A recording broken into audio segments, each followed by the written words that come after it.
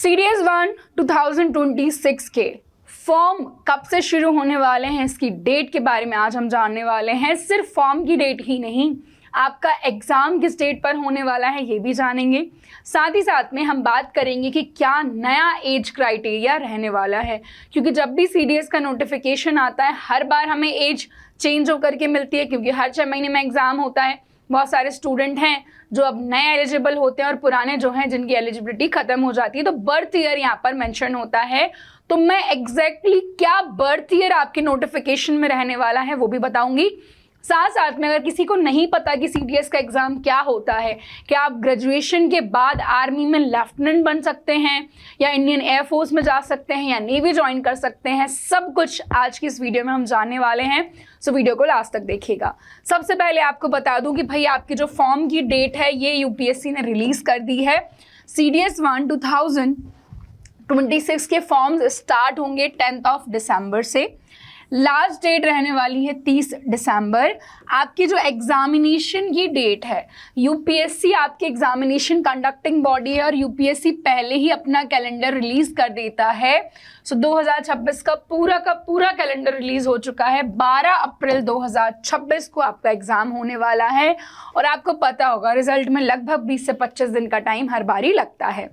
ठीक है, अब बात करें कि CDS एग्जाम से हम आर्मी, नेवी, एयरफोर्स तीनों ज्वाइन कर सकते हैं। यस, बट सिर्फ मेल कैंडिडेट्स ही हैं जो आर्मी, नेवी, एयरफोर्स तीनों ज्वाइन कर सकते हैं। फीमेल्स जो हैं वो सिर्फ आर्मी में जा सकती हैं। मेल्स को permanent commission, short service commission दोनों ही मिल सकते हैं, बट फीमेल्स को सिर्फ शॉर्ट सर्विस कमीशन ही मिलेगा। और आपको बता दूं कि यहाँ पर आर्मी की 2 अकेडमीज होती हैं। पहली है इंडियन मिलिट्री अकेडमी जो परमानेंट कमीशनिंग के लिए है, मतलब रिटायरमेंट तक, और यहाँ सिर्फ मेल कैंडिडेट्स ही जा सकते हैं। ऑफिसर्स ट्रेनिंग अकेडमी जो आपके शॉर्ट सर्विस कमीशन के लिए है, यहाँ आपके मेल एंड फीमेल दोनों ही जा सकते हैं, मतलब कि मैक्सिमम सर्विस 14 ईयर्स तक की। IMA अगर आप जाना चाहते हैं तो आपको GS भी, इंग्लिश भी और मैथ्स भी, ये 3 पेपर देने होंगे। बट OTA के लिए अगर आप GS और इंग्लिश जो हैं, अगर क्या यही 2 सब्जेक्ट हैं जिनके पेपर आपको देने होते हैं। INA के लिए भी सेम है, GS इंग्लिश मैथमेटिक्स, और एयरफोर्स अकेडमी के लिए भी GS इंग्लिश मैथमेटिक्स सेम है। सबसे ज़्यादा कट ऑफ जाता है एयरफोर्स अकेडमी का, फिर नेवी का, फिर आपका IMA, देन सबसे कम कट ऑफ होता है आपका OTA यानी कि ऑफिसर्स ट्रेनिंग अकेडमी का।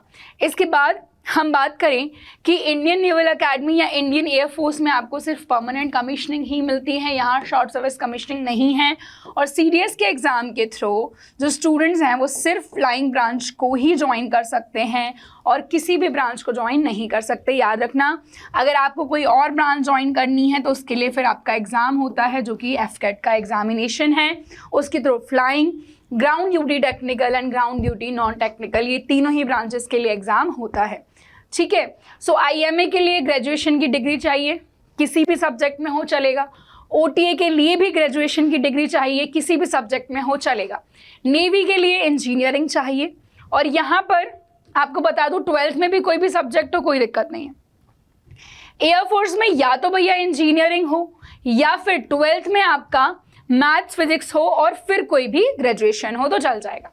ठीक है, चलिए आगे बात करें हम कि क्या एज क्राइटेरिया रहने वाला है। सो IMA जो है बेटा, IMA का आपका एज क्राइटेरिया 2 जनवरी 2003 से लेकर के 1 जनवरी 2008 तक के जो स्टूडेंट्स हैं, दोनों ही डेट्स को इंक्लूड कर लेंगे, वो यहाँ पर एलिजिबल हैं।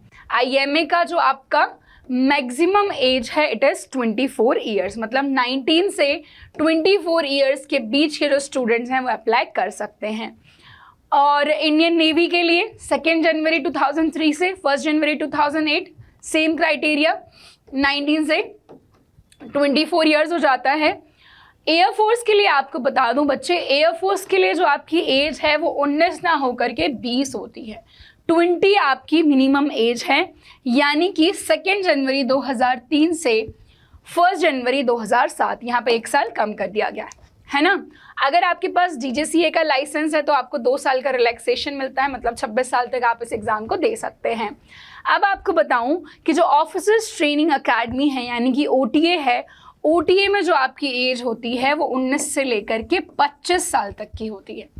OTA वाले जो स्टूडेंट्स हैं वो 19 से 25 साल तक के अप्लाई कर सकते हैं, यानी कि 2 जनवरी 2002 से 1 जनवरी 2008 वाले। और मैं फिर से कह रही हूँ ये डेट इंक्लूडेड है, अगर आप 2 जनवरी के भी हैं तो भी आप अप्लाई कर सकते हैं, ठीक है। मेल फीमेल दोनों के लिए सेम क्राइटेरिया है।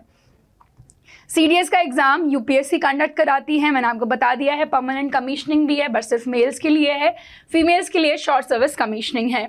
फिर permanent commission IMA, AFA, INA तीनों में है, बट OTA में परमानेंट कमीशन नहीं है, ठीक है। और परमानेंट कमीशन में रिटायरमेंट 54 की एज में होता है, जबकि शॉर्ट सर्विस कमीशन में 10+4। इसके अलावा वैकेंसीज आप मान करके चल सकते हैं, लगभग हर साल आपकी 400 के आसपास वैकेंसीज आती हैं, ठीक है। साइकिल क्या होता है कि दिसंबर में नोटिफिकेशन आ जाता है, फिर आपका 10 दिसंबर से फॉर्म शुरू हुए, ठीक है, फिर एग्ज़ाम हुआ अप्रैल में, मई जून में रिजल्ट आ जाता है। आप मान सकते हैं 6 से 8 महीने में पूरा का पूरा एग्ज़ाम फाइनलाइज हो जाता है।